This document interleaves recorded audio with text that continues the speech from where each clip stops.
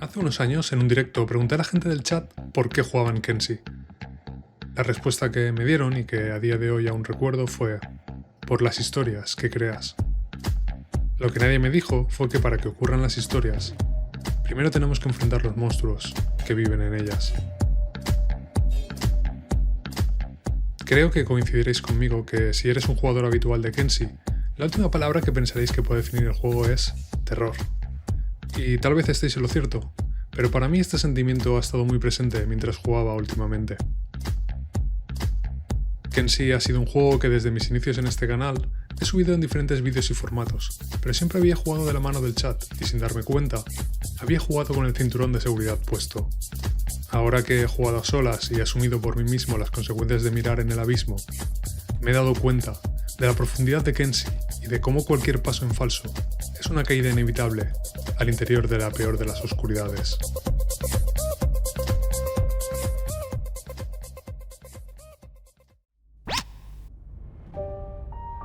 Esta historia, que podría parecer una aventura cualquiera en Kenshi, comienza como muchas otras en el Hub.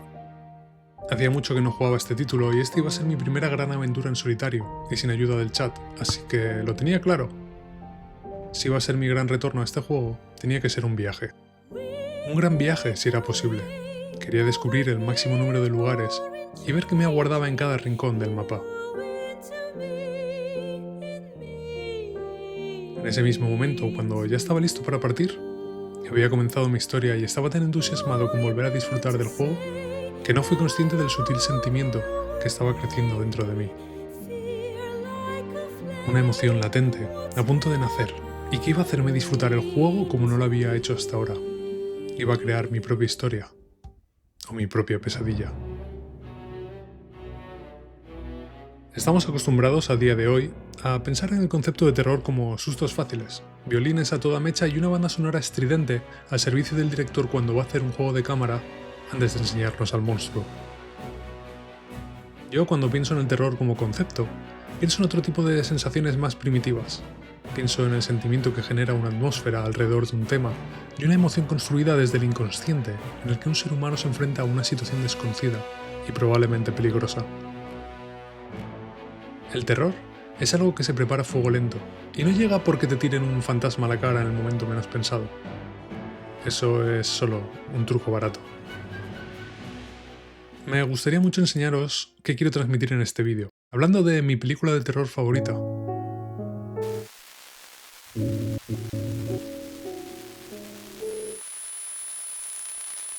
Pero no estoy preparado para hablar de ella. Así que, buscando otro ejemplo, jugar a Kenshi me trae siempre a la mente el tipo de terror y emociones que me hizo sentir la primera vez que leí El color que cayó del cielo, de Howard Phillips Lovecraft. Un terror que nace de la incertidumbre radical de no entender a qué nos estamos enfrentando y de las consecuencias que tendrán nuestras decisiones.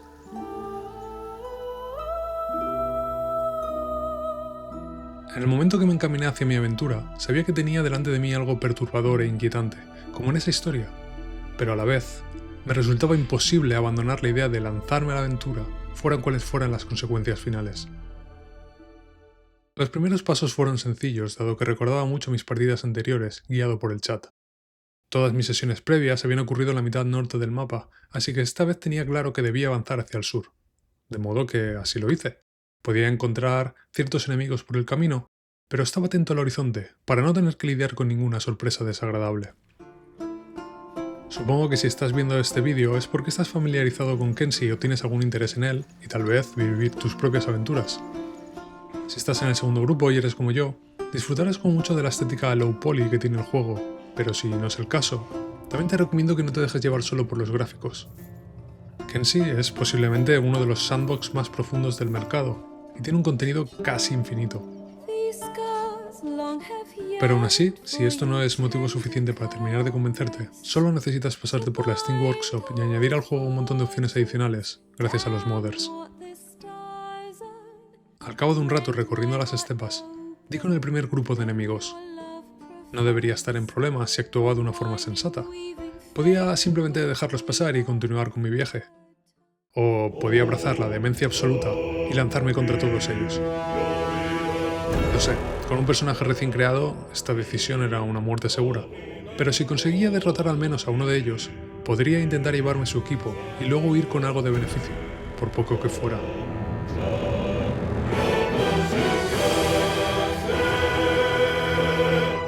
Tras unos instantes de pura dosis de realidad, fui consciente de que no tenía ninguna posibilidad. Me iba a resultar imposible conseguir mi primera baja si pretendía salir con vida, así que seguir alargando el combate podría convertirse en mi tumba.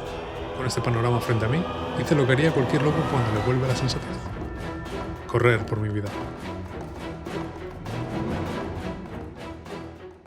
Sé lo que estáis pensando, no estaba siendo el gameplay de un genio, pero no os riáis de mí todavía, tenía un plan y estaba a punto de dar sus frutos. O eso esperaba, porque la suerte siempre favorece a los tontos, y yo a estas alturas de mi escaramuza sabía perfectamente lo tonto que era. Seguí corriendo por mi vida hacia la ciudad que había visto en el horizonte, donde, si todo estaba en orden, imaginaba que habría guardias a la puerta. Estos saldrían a combatir a la horda que les estaba trayendo directa a sus puertas, y yo podría sacar ventaja del caos. El plan había funcionado mejor de lo que podría haber esperado. Habían neutralizado a mis perseguidores, y encima iba a poder conseguir algo de equipo no solo de uno de ellos, sino de casi todos mis perseguidores. El problema es que el precio había sido más alto del que había previsto y mi personaje había resultado gravemente herido. Si no hacía nada, mi gran viaje iba a llegar a su final casi antes de haber comenzado. La atmósfera opresiva se iba cerniendo sobre mí más y más. Había triunfado en mi escaramuza, pero ahora estaba condenado si no encontraba una forma de curar mis heridas, y si os soy sincero, no tenía muy claro cómo hacerlo. Por un lado, sentía la euforia de la victoria, y por otro, el miedo a que la aventura acabase demasiado pronto.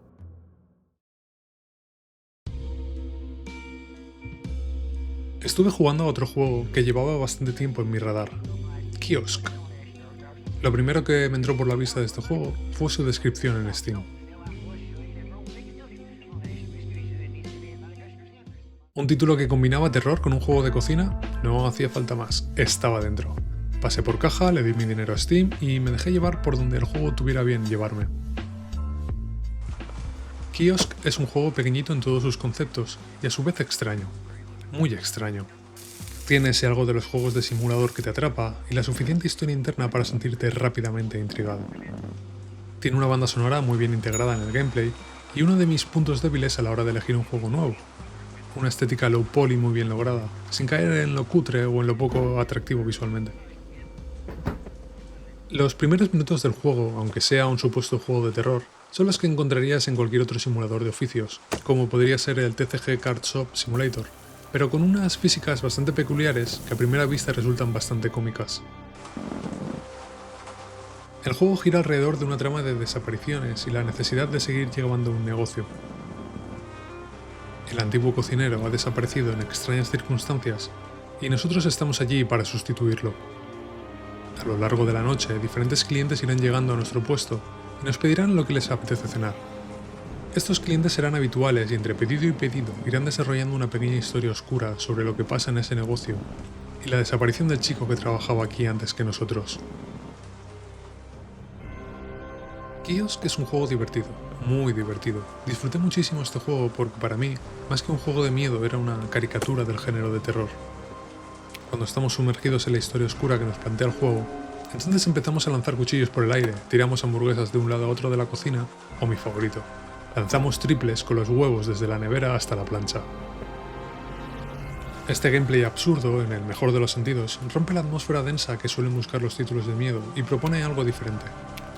Cada minuto dentro del juego tenía más ganas de seguir, pero a pesar de que el juego dice que es un juego de terror y tiene un par de sustos inesperados que a mí me dejó con el culo torcido, este juego, al contrario que Kenshi, no me estaba generando ese sentimiento oscuro del que hablaba al principio del vídeo.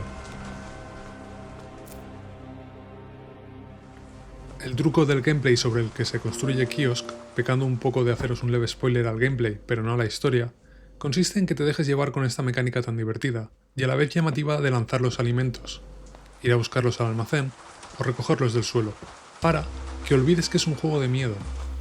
Entonces, en el momento menos pensado, hacerte dar un salto en la silla. Pero esto no causa terror. Para mí es más como un truco de magia donde el mago te obliga a mirar hacia un lado mientras se prepara para sacar el conejo de la chistera. Pero si el juego tiene esa historia oscura y sustos inesperados, ¿por qué no sentía miedo? ¿De dónde nace el verdadero terror? Kiosk tiene todos los ingredientes necesarios en una receta para una historia de miedo. Una trama de desapariciones, personajes actuando bajo una premisa oscura y un protagonista encerrado en un lugar pequeño y del que no puede huir. Si con todas estas premisas Kiosk no es una historia de terror, entonces nada lo es, podríamos pensar. También podríamos caer en la tentación de conformarnos con la respuesta fácil al ver el gameplay. Kiosk combina estas físicas un poco humorísticas y diálogos de personajes graciosos, y por eso no da miedo. No nos genera terror porque él mismo se sabotea la atmósfera aterradora. Podría ser, pero no. En mi opinión, el terror nace en primer lugar de la velocidad con la que suceden las cosas, y cómo nos sumergen en lo que está ocurriendo alrededor de la historia. Y en segundo lugar, las verdaderas historias de terror son una carrera, por parte de quien las cuenta, por hacernos sentir la suficiente empatía por el protagonista de todos estos horrores para que nos importe lo que está sucediendo. Por lo tanto, decía que el pensamiento fácil sería decir que por culpa de que hay humor en el gameplay de Kiosk, no nos genera miedo. Pero sería un pensamiento erróneo. Contraintuitivamente de lo que parece a primera vista, el humor no es contrario al terror. No son conceptos opuestos o excluyentes, aunque se utilicen el uno al otro como mecanismos de defensa respecto al otro. Al revés, si lo piensas detenidamente, tanto el humor como el miedo son conceptos muy relacionados.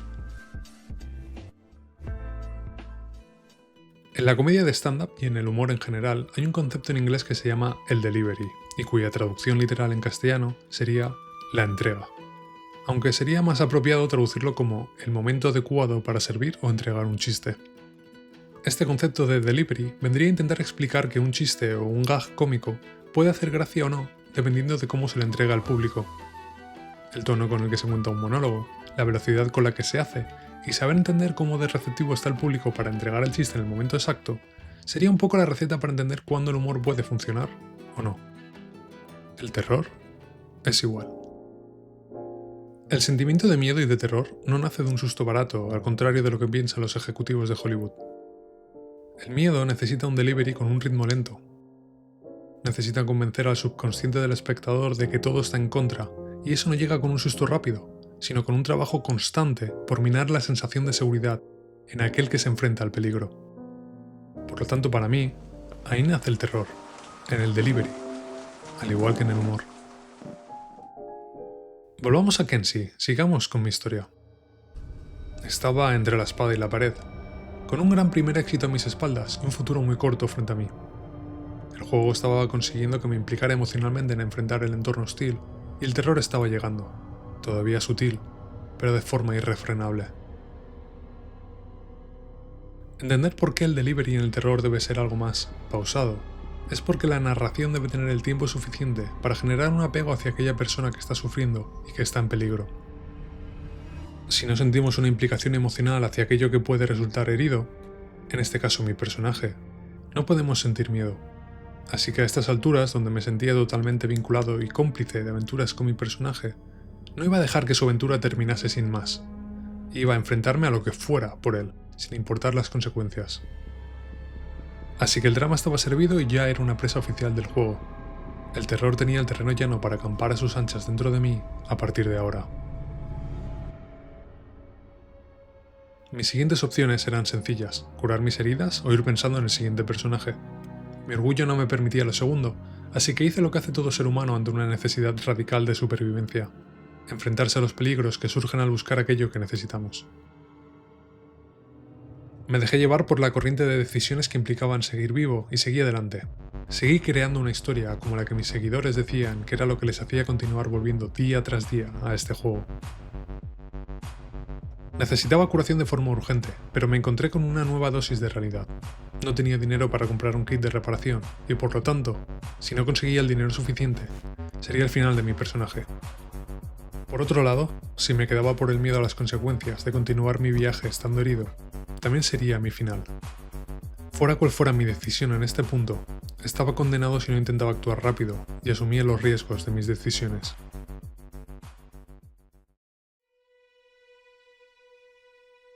La obligación de actuar por necesidad en un entorno hostil sin ser consciente de las consecuencias es sin duda lo que más terror me genera y más me perturba. H.P. Lovecraft, en El color que cayó del cielo, muestra muy gráficamente esto que estoy hablando. Esta es mi historia favorita de este autor y habla de un lugar maldito y las consecuencias de vivir en él. Esta novela comienza así. Al oeste de Arkham, las colinas se yerguen selváticas y hay valles con profundos bosques en los cuales no ha resonado nunca el ruido de un hacha. Hay angostas y oscuras cañadas donde los árboles se inclinan fantásticamente y donde discurren estrechos arroyuelos que nunca han captado el reflejo de la luz del sol. En las laderas menos agrestes hay casas de labor, antiguas y rocosas, con edificaciones cubiertas de musgo, rumiando eternamente en los misterios de la Nueva Inglaterra. Pero todas ellas están ahora vacías, con las amplias chimeneas desmoronándose y las paredes pandeándose debajo de los techos a la holandesa. Sus antiguos moradores se marcharon, y a los extranjeros no les gusta vivir allí. Los franco-canadienses lo han intentado, los italianos lo han intentado, y los polacos llegaron y se marcharon. Y ello no es debido a nada que pueda ser oído, o visto, o tocado, sino a causa de algo puramente imaginario. El lugar no es bueno para la imaginación, y no aporta sueños tranquilizadores por la noche.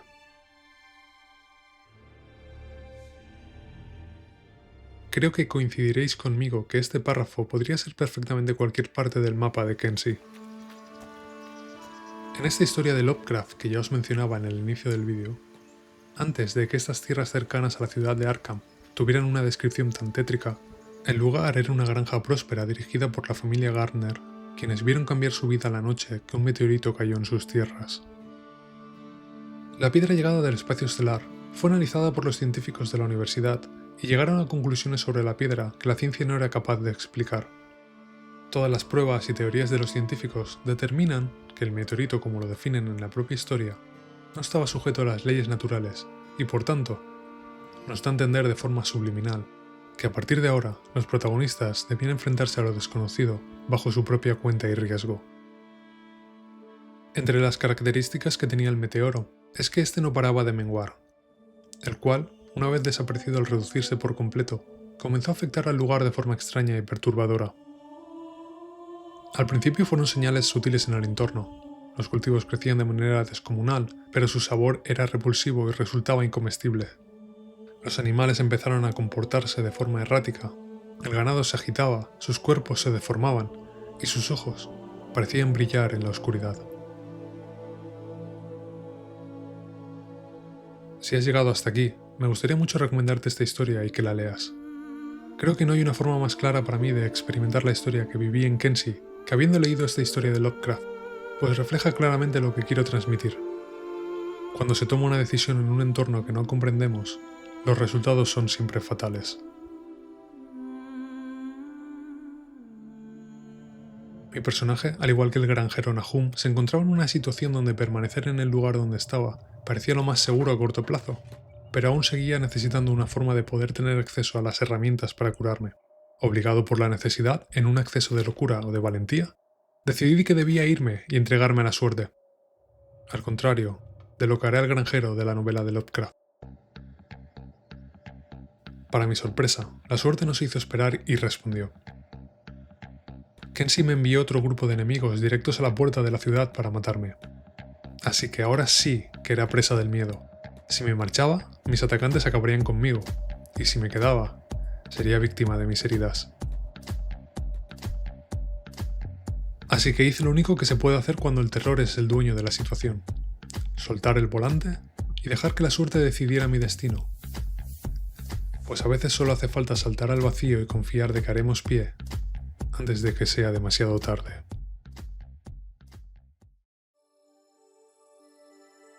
Confié y, como en toda historia de terror que se precie, mis súplicas fueron correspondidas. Kensi trajo a mi puerta la solución a mis problemas y conseguí el dinero para curar mis heridas gracias a los objetos que robé de los enemigos caídos. Parecía un final feliz para este breve arco en mi gran viaje hacia el sur. Lo que no sabía es que la oportunidad de mantenerme con vida unos instantes más solo era parte de algún plan macabro del destino para obligarme a enfrentar pesadillas más grandes y más inabarcables. Pero esa historia es solo para un futuro si vosotros queréis oírla.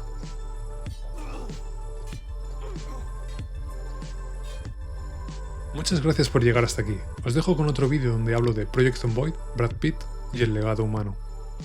Un abrazo.